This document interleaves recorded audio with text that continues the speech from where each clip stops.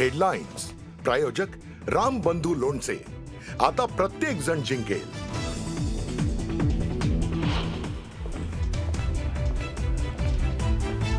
उमेदवारी अर्ज भरण्याकरता उरले अवघे काही तास. अजूनही महायुती आणि मवियामध्ये जागा वाटपाचा घोळ सुरूच.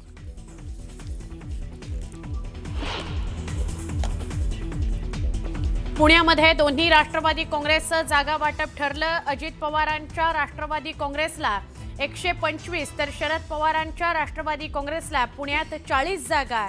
न्यूज 18 लोकमतला सूत्रांची माहिती.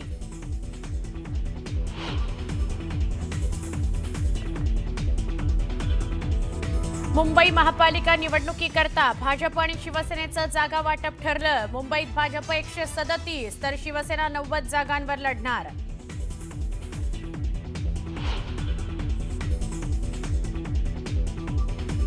नागपूर पालिकेकरता भाजप आणि शिवसेनेची युती. भाजप 143 तर शिवसेना 8 जागा लढवणार. अजित पवारांची राष्ट्रवादी काँग्रेस स्वबळावर लढणार.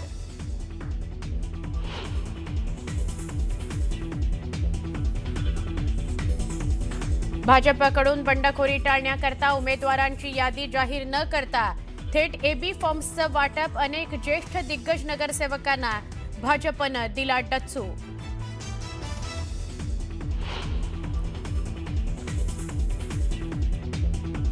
जालन्यात महापालिकेमध्ये महायुतीतून अजित पवारांची राष्ट्रवादी काँग्रेस बाहेर.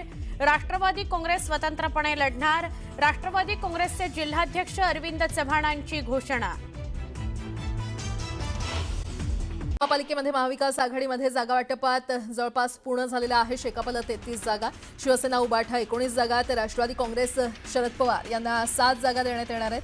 याशिवाय काँग्रेस पक्षाला 12 जागा, मनसेला 2 जागा, समाजवादी पार्टीला 1 जागा आणि वंचित बहुजन आघाडीला 1 जागा देण्यावर सहमती झाली आहे. उर्वरित 3 जागांबाबत अद्याप चर्चा सुरू असून त्या जागांवर लवकरच अंतिम निर्णय होण्याची शक्यता आहे. अकोल्यामध्ये महायुतीतील भाजप आणि राष्ट्रवादी काँग्रेसमध्ये युती झाली आहे. मात्र शिवसेना शिंदे गटाला अद्यापही युतीमध्ये घेण्यात आलं नसल्याची माहिती आहे. गेल्या 2 ते 3 दिवसांपासून महायुतीमध्ये तिढा वाढला होता. मुंबई उपनगरात देखील भाजपमध्ये राजीनामा नाट्य पाहायला मिळालं. मुलुंड विधानसभा अध्यक्ष मनोज तिवारी यांनी राजीनामा दिलाय. प्रभाग क्रमांक 104 खुला प्रवर्ग असताना ओबीसी उमेदवाराला तिकीट दिल्यानं तिवारी यांनी राजीनामा दिला.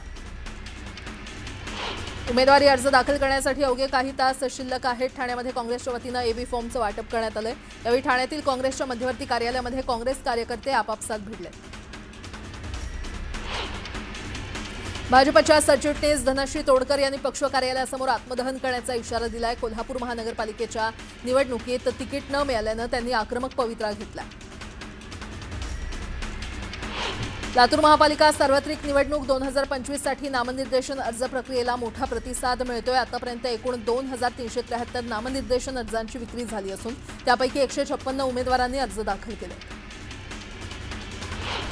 सांगली महापालिका निवडणुकीच्या पार्श्वभूमीवर शिवसेना शिंदे पक्षात इन्कमिंग झालंय. काँग्रेस आणि दोन्ही राष्ट्रवादी आणि भाजप पक्षातल्या नाराजांनी शिवसेना शिंदे गटात प्रवेश केलाय. पक्षाकडून उमेदवारी डावलण्यात आल्याच्या भावनेतून नाराजांनी शिवसेना शिंदे गटाची वाट धरली आहे.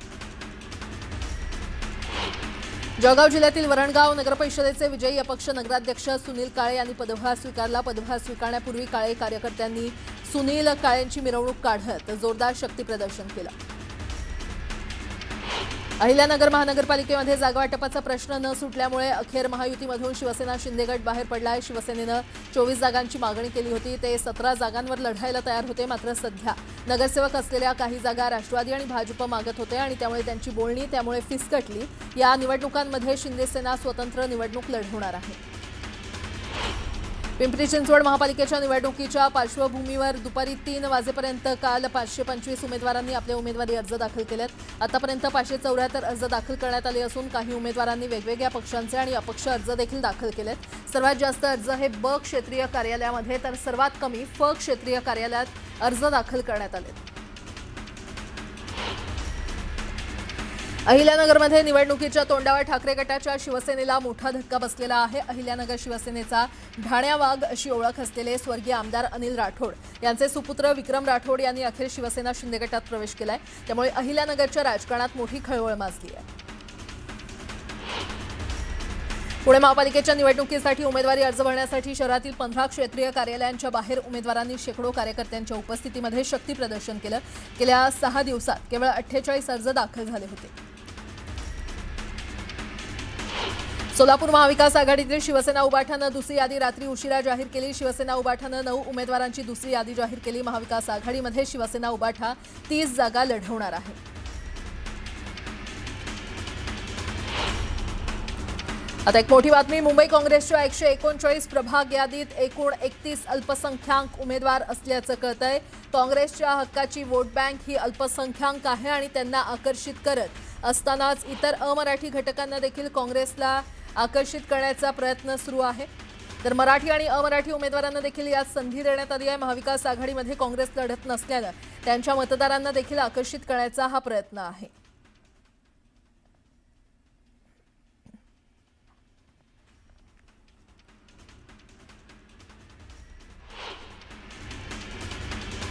नाशिकमध्ये शिवसेना आणि राष्ट्रवादी एकत्र लढणार आहे, तर नाशिकमध्ये भाजप स्वबळावर लढणार आहे. भाजप आमदार देवयानी फरांदेंचा मुलगा आणि सीमा हिरेंच्या मुलीची निवडणुकीतून त्यांनी माघार घेतली आहे. भाजप नेतृत्वानं आमदार आणि खासदारांच्या मुलांना उमेदवारी न देण्याचा निर्णय घेतला. मुंबईच्या माजी महापौर किशोरी पेडणेकरांना अखेर एबी फॉर्म मिळालाय. वॉर्ड क्रमांक 199 मधून त्यांना उमेदवारी जाहीर करण्यात आली आहे. जालन्यामध्ये भाजप नेते कैलास गोरंट्याल यांच्या पत्नी संगीता गोरंट्याल यांनी उमेदवारी अर्ज दाखल केला, तर पुत्र अक्षय गोरंट्याल यांनी सुद्धा उमेदवारी दाखल केली. जळगाव महानगरपालिकेमध्ये अनेक इच्छुकांची उमेदवारी अर्ज दाखल करण्यासाठी मोठी गर्दी झाली होती. महाविकास आघाडीमध्ये आघाडी झाली असून मात्र अद्यापही महायुतीमध्ये जागा वाटपाबाबत एकमत झालं नाहीये. मात्र अनेक उमेदवार कालावधी कमी असल्यामुळे आपला उमेदवारी अर्ज दाखल करत असल्याचं चित्र आहे. भिवंडीमध्ये शक्ती प्रदर्शन करत भाजप उमेदवारांनी अर्ज दाखल केलेत. उमेदवारीच्या घोषणेआधीच भाजप उमेदवारांनी अर्ज दाखल केले. भिवंडीमध्ये मनसेच्या 10 उमेदवारांना एबी फॉर्मचं वाटप करण्यात आलंय. मनसे शहर अध्यक्ष मनोज गुळवी यांच्या कार्यालयामध्ये या सर्व 10 उमेदवारांना फॉर्म देण्यात आले. अकोल्यात हरीश अलीम चंदानी यांनी भाजपमध्ये घरवापसी केली आहे. विधानसभा निवडणुकीत त्यांनी वंचितकडून निवडणूक लढली होती. धुळ्यात शिवसेना आणि राष्ट्रवादीची युती होण्याची शक्यता आहे. आमदार मंजुळा गावित आणि सुनील केदार यांच्या सकारात्मक चर्चा झाली. वरिष्ठांशी चर्चा करून निर्णय जाहीर करणार असल्याचं गावित यांनी सांगितलं. मनमाड शहरामध्ये काँग्रेसला मोठा धक्का बसला आहे. नगर परिषद निवडणुकीमध्ये निवडून आलेले काँग्रेसचे एकमेव नगरसेवक काँग्रेसमधून त्यांनी राजीनामा दिलाय. राजीनाम्यानंतर मुश्ताक उर्फ बब्बू कुरेशींनी शिवसेनेमध्ये पक्षप्रवेश केला.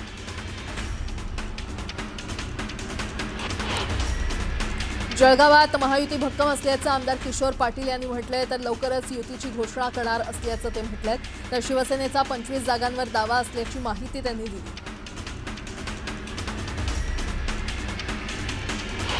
पुण्यात एका उमेदवारानं उमेदवारी दाखल करताना नाण्यांच्या स्वरूपात अनामत रक्कम भरली आहे. उमेदवार गणेश किरण खानापूर यांनी प्रभाग क्रमांक 26D मधून उमेदवारी दाखल केली आहे.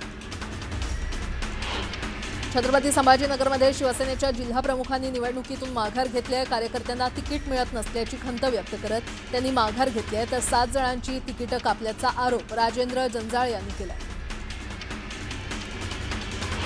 योगेश पाटलांनी नशिराबाद नगरपरिषदेच्या नगराध्यक्षपदाचा पदभार स्वीकारलाय. यावेळी शिवसेना भाजप युतीच्या माध्यमातून नशिराबादचा विकास आदर्श ठरेल असं वक्तव्य पालकमंत्री गुलाबराव पाटील यांनी केलं.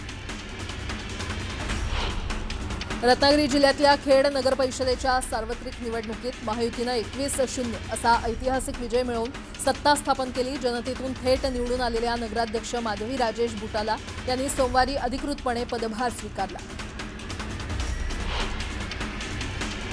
रत्नागिरी नगरपरिषदेच्या नवनिर्वाचित नगराध्यक्ष शिल्पा सुर्वे यांनी आपल्या नगराध्यक्षपदाचा पदभार स्वीकारला. यावेळी राज्याचे उद्योग मंत्री उदय सामंत यांचे पिताश्री उद्योजक अण्णा सामंत आणि शिवसेना पदाधिकारी आणि कार्यकर्ते मोठ्या संख्येनं उपस्थित होते.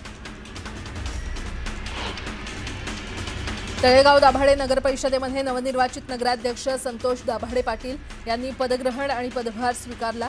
या सोहळ्याला मावळ लोकसभा मतदारसंघाचे खासदार श्रीरंग बारणे, मावळचे आमदार सुनील शेळके, माजी मंत्री बाळा भेकडे यांची प्रमुख उपस्थिती होती.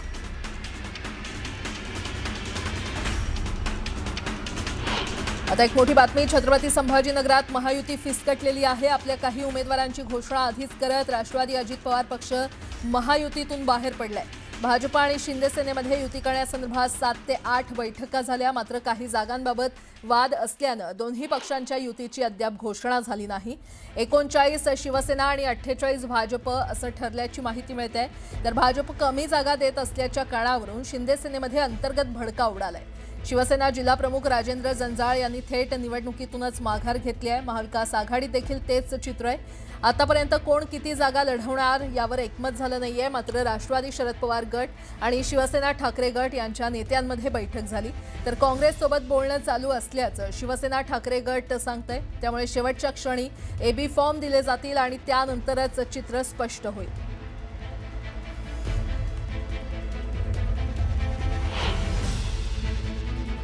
जळगावच्या चोपडा तालुक्यात ग्रामीण भागात मशीनच्या सहाय्यानं तूर काढणीला सुरुवात झाली आहे। पूर्वी मजुरांच्या टंचाईमुळे बऱ्याच अडचणी निर्माण व्हायच्या, मात्र आता शेतकऱ्यांना तूर काढणीचं काम सोयीचं झालंय।